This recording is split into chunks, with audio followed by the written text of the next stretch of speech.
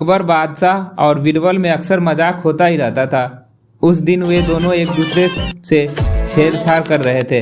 बादशाह ने कहा, बीरबल तुम्हारी स्त्री अत्यंत सुंदर है। बीरबल ने कहा, हाँ सरकार, पहले मैं भी ऐसा ही समझता था, पर जब से बेगम साहिबा को देखा है मैं अपने स्त्री को ही भूल बैठा।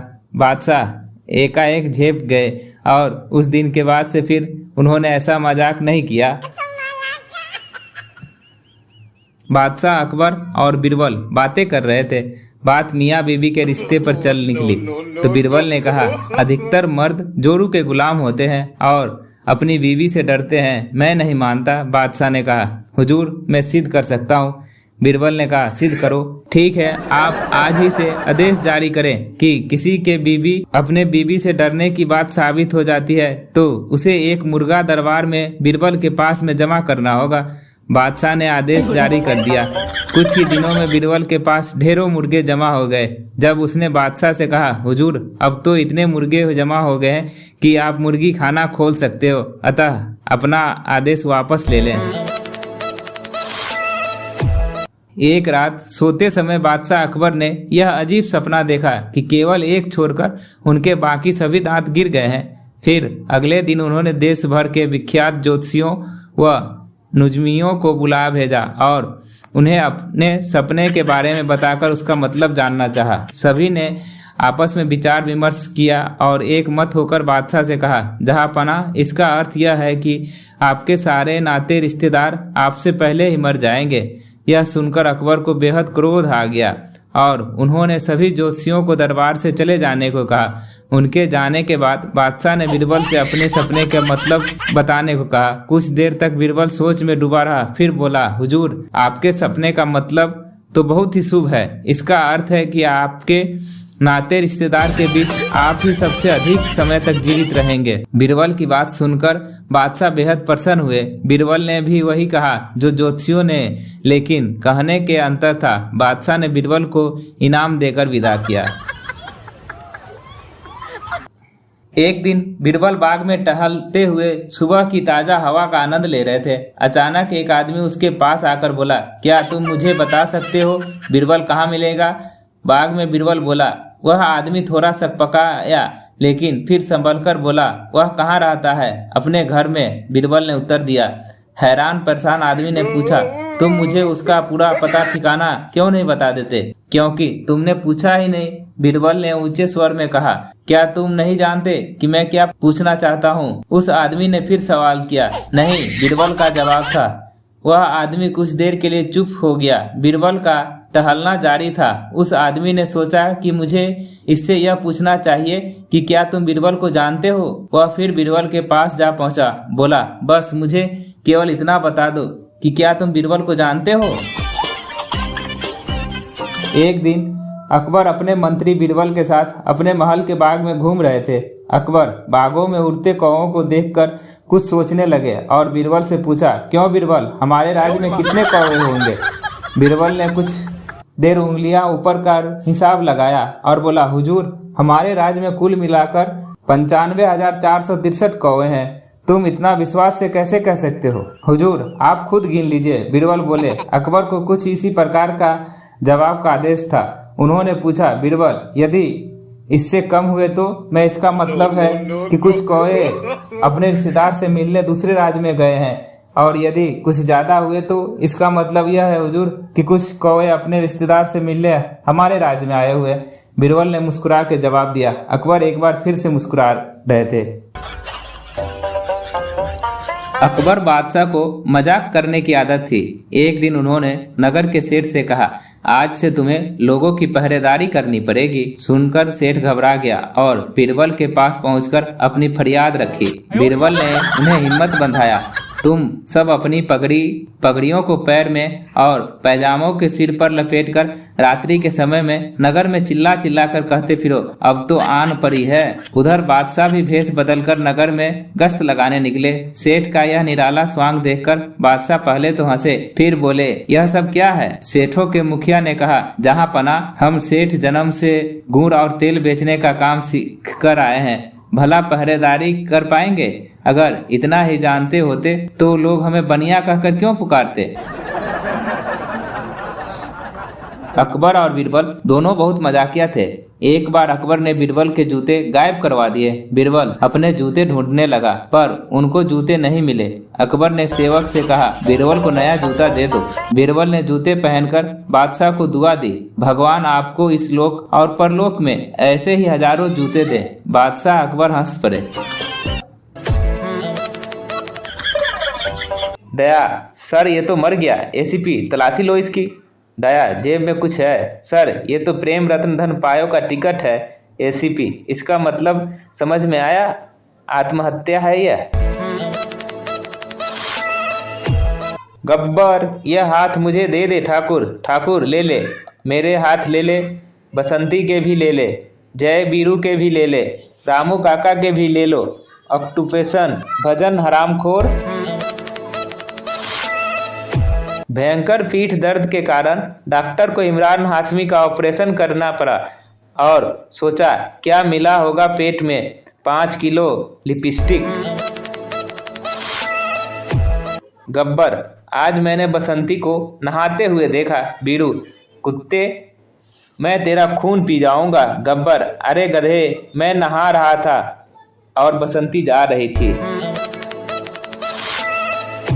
जरीना, करीना, कटरीना, तीनों की स्किन एक जैसी गोरी क्यों है? सोचो, क्योंकि तीनों के नाम में रीना आता है। रीन, द चौंका देने वाली सफेदी। भक्त, मेरी शादी ऐश्वर्या से करा दो भगवान, उसकी एक साड़ी 1 लाख की है, तू खर्चा कर पाएगा?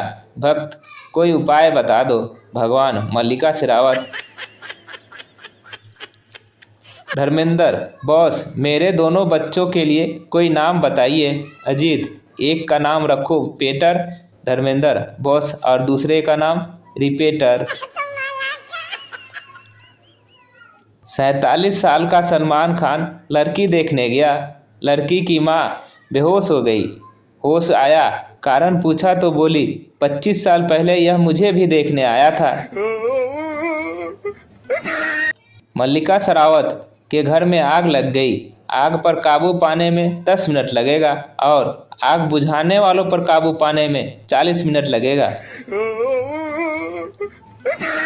राज 3 में बिपाशा अपना टॉप इमरान हाशमी के सामने उतारती है और बोलती है, मेरी आंखों में देखो, अब बोलो ये कैसी मजाक है।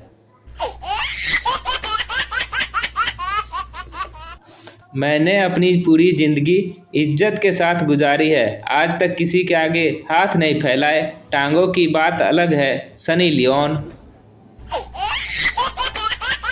शोले फिल्म में सबसे बड़ी टारगेट क्या थी? आंसर, पहले तो गब्बर ने ठाकुर की बीवी मार दी और फिर बेचारे की हाथ भी काट दिए।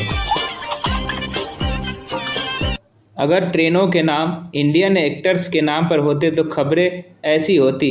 आज बिपाशा ओवरलोड होकर गई है। तब्बू के नीचे आके एक आदमी खत्म हो गया। एक्सीडेंट में मल्लिका की पिछली बोगी तबाह हो गई है। हिमेश भाई ने शादी की और 3 साल तक कोई बच्चा नहीं हुआ। पूछा क्यों? अरे भाइयों, उन्हें कोई समझाए कि हर काम टोपी पहनकर नहीं किया जाता। मुन्ना भाई के घर लड़का हुआ। सर्किट, भाई अब तो मोहल्ले के सारे लड़की इसको लाइन मारेगी। मुन्ना, तू फिक्र मत कर रे, अपुन इसका नाम दीदी रखेगा। एक मंदिर था जिसमें बुरी नीयत वाले गायब हो जाते थे। सलमान खान गया और गायब हो गया। शाहरुख खान गया, वो भी गायब हो गया। थोड़ी देर बाद मल्लिका शेरावत गई और भगवान गायब हो गए। सलमान खान, आज मेरे बाप के पास 14 कार्स हैं, 18 बाइक्स हैं, 4 बंगलो हैं, 3 फार्म हाउस है। तुम्हारे पास क्या है? अभिषेक बच्चन, मेरे पास तेरी लवर है। After watching Yeh Jawaani Hai Deewani, a song to this dad son. पापा, मैं उड़ना चाहता हूँ, दौड़ना चाहता हूँ, गिरना भी चाहता हूँ, बस रुकना नहीं चाहता। डैड, भेजा मत खा, सुपर मैरियो खेल। मैसेज चालू स्टाइल वांटेड। एक बार जो मैंने मैसेज करना शुरू कर दिया तो उसके बाद तो मैं अपने बैलेंस की भी नहीं सोचता। हाहा, हिंदी सॉन्ग तेरी मेडिकल इंटरजेक्शन। जिया जले जान जले, रात भर धुआं चले, फीवर तरफ तरफ के इस दिल से आह निकलती रही, हार्ट अटैक, सुहानी रात ढल चुकी है, ना जाने तुम कब आओगे, कॉन्सेप्टेशन, बीड़ी जलाए ले, जिगर से पिया, जिगरमा बड़ी आग है, एसिडिटी। भिखारी घोंचू से कुछ खाने को दे दो। घोंचू टमाटर खाओ। भिखारी रोटी ही खिला दो। घोंचू टमाटर खाओ। भिखारी टमाटर ही दे दो। घोंचू टमाटर खाओ। घोंचू का दोस्त पोंचू बोला, अरे यह तोतला है, कह रहा है कमा कर खाओ। भिखारी पिंकी से, मैडम 1 रुपया दे दो। पिंकी, शर्म नहीं आती? इतने स्मार्ट, खूबसूरत, हैंडसम जवान लड़के होकर भी भीख मांगते हो। भिखारी खुश होकर, ठीक है तो फिर एक झप्पी ही दे दो। भिखारी, अल्लाह के नाम पे कुछ दे दे पठान। 100 का नोट दिखते हुए बोला, क्या तुम्हारे पास 50 रुपये हैं? भिखारी खुश होकर, जी हाँ पठान, तो पहले वो खर्च कर ले। भिखारी, जनाब मैं कोई मामूली भिखारी नहीं हूँ, मैंने रुपये कमाने के 100 तरीके नामक किताब लिखी है। राहगीर, तो फिर तुम भीख क्यों मांगते हो? भिखारी, क्योंकि उस किताब में बताया गया है सबसे आसान तरीका। भिखारी ने आवाज लगाई, बाबूजी रोटी मिलेगी? अंदर से आवाज आई, बीवी घर पर नहीं है। भिखारी, चुम्मा नहीं मांगी है साले, रोटी तो तू भी दे सकता है। भिखारी बच्ची से, अल्लाह के नाम पे कुछ दे दो बेटा। बच्ची, मैं बेटा नहीं बेटी हूँ। भिखारी, अल्लाह के नाम पर कुछ दे दे बेटी। बच्ची, मेरा नाम बबली है। भिखारी, अल्लाह के नाम पर कुछ दे दे बबली। बच्ची, मेरा पूरा नाम बबली शर्मा है। भिखारी, अल्लाह के नाम पर कुछ दे दे बबली शर्मा। बच्ची, ये हुई ना बात, अब आगे जाओ। भिखारी भीख मांगने एक घर के दरवाजे पर पहुंचा, दस्तक दी। अंदर से एक 45 साल की महिला आई। भिखारी, माताजी भूखे को रोटी दो। महिला, शर्म नहीं आती? हट्टे कट्ठे होकर भीख मांगते हो? 2 हाथ है, 2 आंख है, पैर है, फिर भी भीख मांगते हो? भिखारी, माताजी आप भी खूबसूरत गोरी चिट्ठी है, गजब का फिगर है, और अभी आपकी उम्र ही क्या है? आप मुंबई जाकर हीरोइन क्यों नहीं बन जाती? घर पर बेकार बैठी हो। महिला, जरा रुको, मैं अभी तुम्हारे लिए हलवा पूरी लाती हूँ। आपको हमारी जो कैसी लगी कमेंट कर जरूर बताएं। अच्छी लगी हो तो लाइक कर दें और चैनल को सब्सक्राइब कर दें। धन्यवाद।